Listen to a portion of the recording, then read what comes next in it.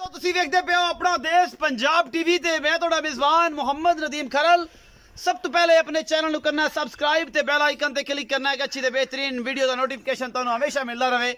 तुसी देखते रहो अपना देश पंजाब टीवी की हमेशा कोशिश रही है तुहाडे वास्ते नीली दे खूबसूरत ब्रांड और आला क्वालिटी के जानवर लैके हाजिर होइए।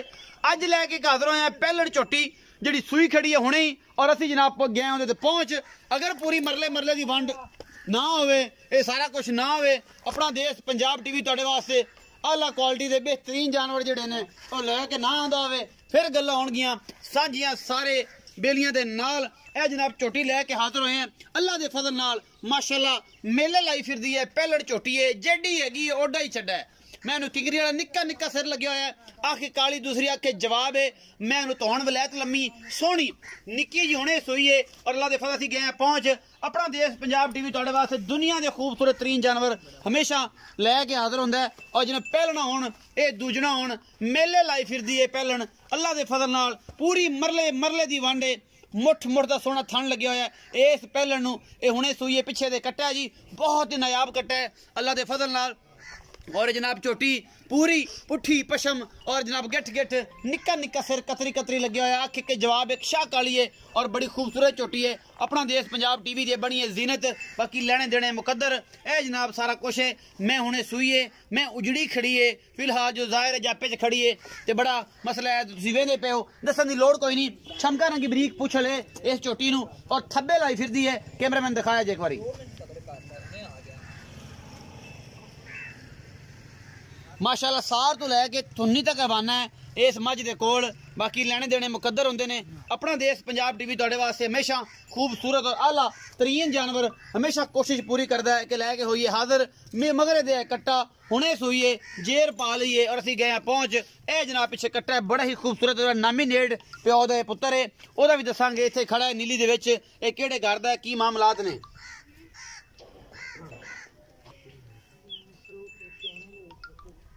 जी ये जरा कट्टा है ये मियां फारूक होतियाने दे छोटे दा बच्चा है जी।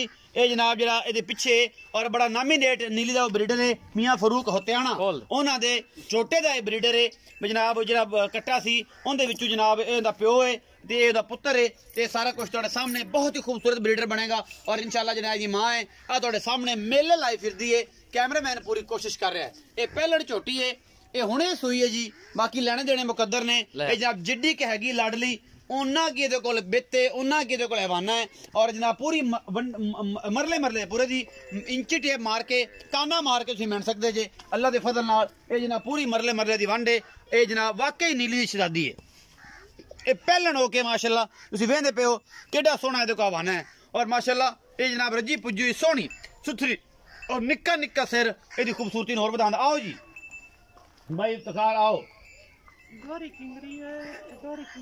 मेरे को किधर जाते मैं साढ़े 9 बजे बोंदल गया जी। अस्सलाम वालेकुम जी। वालेकुम सलाम भाईजान की हाल चाल है? ठीक ठाक भाई इफ्तिखार तबीयत सेहत ठीक ठाक बड़े दिन बाद कुछ चाहिए मैं लियांदी। हां जी तां वास्ते उन्ने दिन हो गया नीली तो ये लब्बी मैनू नीली तो ये लब्बी है चंगी आखिरी मैं नीली दी है सोने दी है कट्टी है तो है सोने दी मुंह चौगी छिगी है चौगी है कि छिगी है वेख ले वो ना बाद छिगी हुई पी तो बंदे तो रड़ा पा ले केड़ा उम्र है कट्टी है हालता मुंह चौगी हालता चौगी है कि छिगी है चौगी है देखिए मुंह। हां जी अच्छा ये जनाब साढ़े चौगी छिगी नु मैं पहलन सूई है सानू इस गल च नहीं चौगी छिगी तुहाडे सामने है जनाब ये सोना है ये पित्तल है सारा कुछ तुहाडे सामने। अच्छा इफ्तिखार दस कदों सूई है? हुणी सोई बस घंटा हो गया जेर पा ली तू? हां जी आराम नाल। अच्छा मगरे ते कट्टा है ये जनाब बोला बोला तो नहीं कड्डिया नहीं हालता की मोहब्बत प्यार वाला मुल करना मोहब्बत प्यार वाला मुल है 3,45,000 ना यार इन्ने पैसे क्यों मांग ले है तो सोने दी डली है। हां जी सोने 3,45,000 दे विचों कोई लाड़ प्यार भी होवेगा को थोड़ा बहुत हो जाए को किराए मुताबिक हो जाएगा है चंगी। हां जी अच्छा दूध की गारंटी देगा कि अल्लाह दे सुपुर्द है जो किसी दे नसीब च होए दूध नस्ल वैसा प्योर नीली दी है मल्ला में ही चुमा है जी। अच्छा हुतियाना दी फरूक हुतियाना जोटा दा तुसी वेख लो कट्टा जी। अच्छा ਉਹਨਾਂ ਦੇ ਵਿੱਚੋਂ ਹੈ ਹਰਿਆਣਾ ਦੀ ਬਰੀਡ ਦੇ ਵਿੱਚੋਂ ਹੈ ਤੇ ਦੁੱਧ ਦਾ ਨਸੀਬ ਦਾ ਹੈ ਤੁਸੀਂ ਜੋ ਪਾਓਗੇ ਦਿਓ 15-16 किलो जोटी आराम ना करती पहले ਇਹ ਵਾਲੀ। हां जी ਇਹ ਜਨਾਬ ਅੱਲਾ ਦੇ ਸਪੁਰਦ ਦੁੱਧ ਕਿਉਂਕਿ ਅਜੇ ਹੁਣ ਇਹ ਗੋਭੀ ਦਾ ਫੁੱਲ ਹੈ ਤੇ ਹੁਣ ਖਿੜਿਆ ਹੈ ਤੇ ਜਨਾਬ ਖਿੜ ਕੇ ਜਨਾਬ ਇਹਨੇ ਆਦੇ ਰੰਗ ਰੂਪ ਲਿਆਂਦਾ ਤੇ ਇਹ ਜਨਾਬ ਅਗਾ ਅੱਲਾ ਦੇ ਸਪੁਰਦ ਜੋ ਕੁਝ ਪਾਵੇਗਾ ਉਹ ਲੈ ਲੇਗਾ ਹਾਂਜੀ ਸਾਨੂੰ ਇਹ 40 ਵੀ ਕਰ ਜਾਏ ਤੇ ਸਾਨੂੰ ਕਿਸੇ ਨੇ ਤਮਗਾ ਦੇ ਦੇਣਾ नहीं जी है तो 12